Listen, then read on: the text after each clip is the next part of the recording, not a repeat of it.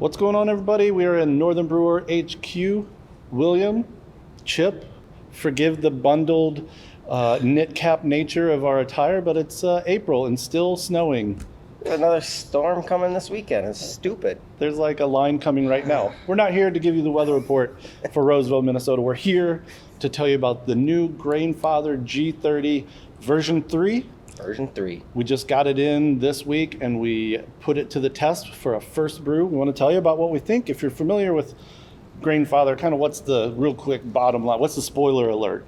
It's mostly the same unit. The grain basket and the grain plates are the big difference, making them for a much easier brew day. So the grain basket's been changed quite a bit. It's got perforated edges along the side.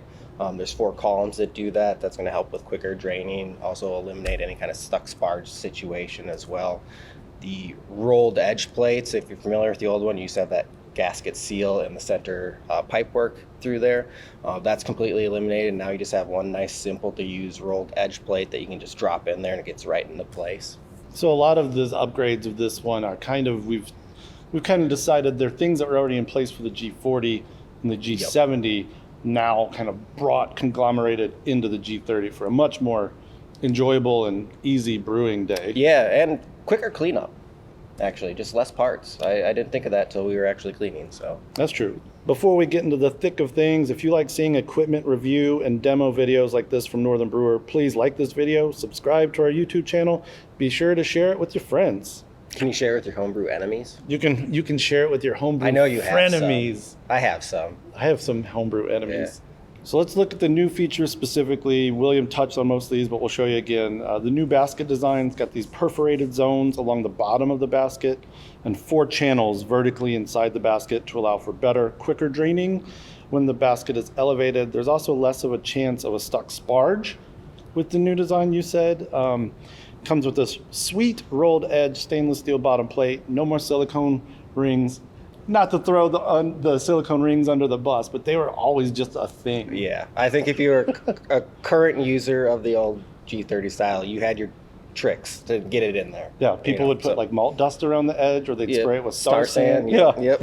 So now this plate just drops right to the bottom, does a great job of keeping the malt in the basket. No center pipe, another big change. That was always kind of a thing you had to work around, and like you would knock it with the spoon. Yeah, it made mashing in a lot easier. You stir. You didn't have to worry about kind of dancing around it or anything. So. And why is that pipe gone? Just the change of the grain plate itself. Oh. Because that used to hold the upper plate as well. Mm-hmm. I think just from years of testing, they've realized that upper plate isn't needed anymore. Basket feet have also changed slightly and are now part of those 4 vertical channels on the outside / inside of the basket. One more thing, the reset switch used to be borderline dangerous depending on when you needed to hit it. Yeah. I mean, chances are if it went off, you had a full Grainfather, and that's pretty tricky at that point to do that. So now it's integrated, it's automatic. So if it thinks it's going to overheat, it flips it off for a brief second so that you don't overheat, and then flips it back on. So it really leads to a smoother brew day overall too. All right, so real quick, just if you are familiar with Grainfather, things that are still worth pointing out: high quality 304 stainless steel covered by a 3-year warranty. The integrated pump recirculates mash, transfers wort with ease through the chiller at the end of the day. Hop filter, this thing is a godsend. As you will see in the video, or you might be seeing in the video right now, this hop filter will block all hop and other maybe spice addition sediment. Finally, the controller box. What up with that? That's the real beauty in the Grainfather system across all of them, I think, is just their platform, the easeability of using it. So you put your recipe in there, put the hop additions, the mash steps, everything, and it sends alerts to your phone. For this one, it's Bluetooth. There are some other ones, the G40 and G70 use Wi-Fi. But if you have a recipe in that app, it will scale it for those different systems too. So if you do have multiple systems or upgrade to a bigger system, it's easy to scale that. There's a community of recipes in there too from other users that you can use, so it's pretty cool. And it actually will integrate in with your fermentation further down the line too. So if you have their conicals, you can put that fermentation steps in there and it'll track that. And then if you have like something like the tilt wireless hydrometer, that will also integrate with it. So It's pretty amazing software. Pretty much set it and forget it. Yeah. Brewing and fermenting. Yep. All right. Come back for the drinking part. All right, let's take this thing for a test drive. We decided we were going to brew our Kama Citra IPA. It's kind of a low lift effort for the grist is not big, 10 pounds. We figured we wouldn't throw a barley wine at this thing the first time out. As always, before we got into the actual brew day, we did do some cleaning. Just, quick PBW through the unit, pipes, chiller, really everything the beer's going to touch. Just clean it. With any new equipment, you want to do that. And then we gave it a quick rinse right after that, too. So We set the G30 up on a small sturdy table in our brew cave chiller position nearby instead of putting it on top. We measured water directly into the unit, which is calibrated in volumes, both gallons and liter. In our case, I think we started at about 4.5 gallons. This was only a portion of our overall water because we were planning on sparging those grains as well later instead of doing full volume. Set your target mash temp on the controller, heater kicks in, boom, starts coming up to temp. For mashing, as we stated, Kama Citra, we went with that because it is the 10 pounds of grain. Target OG of 1050 for the final 5 gallons into the fermenter. Again, without that center plate, it was a lot easier to mash in. Just kind of don't have to really worry about hitting that center pipe at all. You can just stir the grain into the mash real nice. So once you have the mash nice and stirred, any dough balls broke up, then go ahead and you start to hook up the recirculating arm, which is going to help recirculate the wort by bringing it from the bottom up over to the top of the grain and just keep that recirculating for the full mash time. Kind of keeps it at an even temp. Yep, keeps that even temp. Actually helps with better efficiency as well, so you should get pretty nice efficiency. You can see that it comes with a nice long piece of silicone tubing to cut to length and just have that lay into the mash and help recirculate it. We have our own fighter jet sprayer that just kind of breaks it up. It fits in that tubing, so it's a nice little addition. Not needed, but something we just wanted to try. We mashed for that typical 60 minutes. You can see the wort go from a sort of cloudy, doughy at the beginning to a much clearer, darker, perfected wort with all that time of settling and recirculating over itself. Really nice mash. And then we did a 10-minute mash out up to 168. Very handy on the Grainfather again. Set that temp. Literally can walk away to your desk and do some work, and it lets you know when it's there. My desk was out of Bluetooth range, but I could hear that beep. So I think I came running a few times. That's right, a couple times William came around. Actually, once something else went off. I can't remember. I think maybe a microwave or something. And you were like, oh, there was a forklift backing up. is it hop time? Not yet. So after the mash, it's time to get the basket up. Again, this is made easy. It's a steel handle, fits right into the grooves. Pull it up carefully, get it out of the unit, turn it very slightly to get those feet in place on the support ring. Let the drain wort while you're sparging the grain. The beauty is you can now kick that up to boil, or at least to boiled temp, Yep. and it's going to take while it's draining. You can use any device. Well, first of all, you say you don't have to sparge. The beauty of this is you could use full volume boil or full volume water, pull it up, Yep. get that. Almost like brew in the bag. Right, brew in a basket, as I like to call it. But if you have a sparge technique that you like, whether it's another piece of equipment, or in our case, we just hand sparged it. We had 3.5 gallons off to the side. You could see William doing his best to pour evenly over it. And we ended up getting 6.5 gallons in our kettle, which was our plan. Set it to boil. Takes a minute to get to boil, but again, you kind of set it and forget it. You can go do something else. You can start weighing out hops, get your fermenter sanitized, whatever. But man, this recipe, as we mentioned, has a good amount of hops, Kama Citra, right? Yeah. We picked it for a little bit lower grain bill just to make sure it was an easier brew day that way.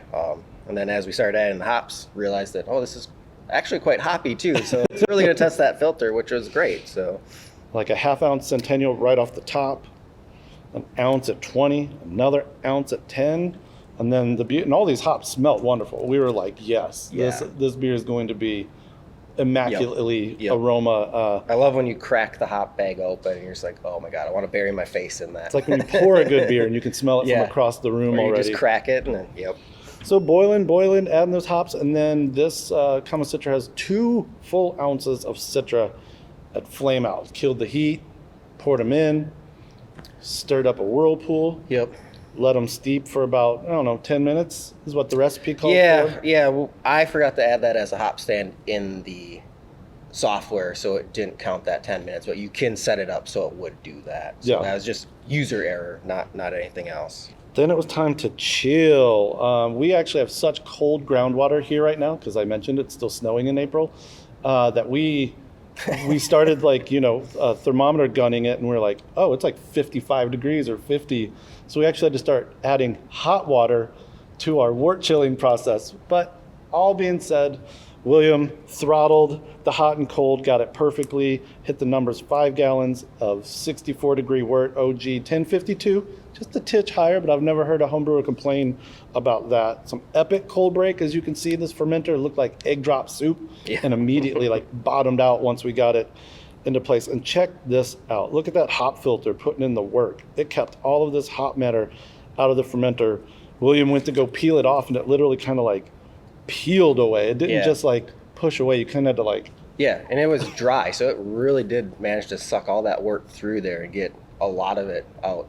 So you weren't wasting it in the hops. I was so impressed by that. Well, once again, too, when we did our G40 video, we're both like, dang, Yeah. that bottom plate just stops it.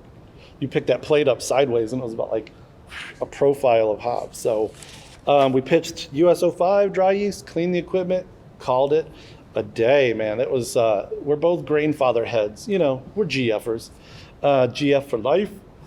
So I had a good time watching this new one get brewed with, because I just recently got back into brewing with mine, which I assume is probably version 2, center pipe, silicone, everything about just watching this on that day. I was like, yep.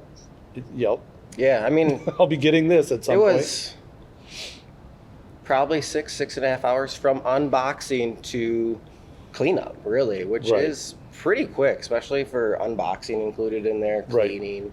I don't know if you've ever shot video of a brew day, but that in itself slows things down. There's a Yeah. lot of wait, hold up, wait for me to get there, or thinking about where should I be? Whereas usually if you're just brewing in a basement, listening to music, you're like, hops.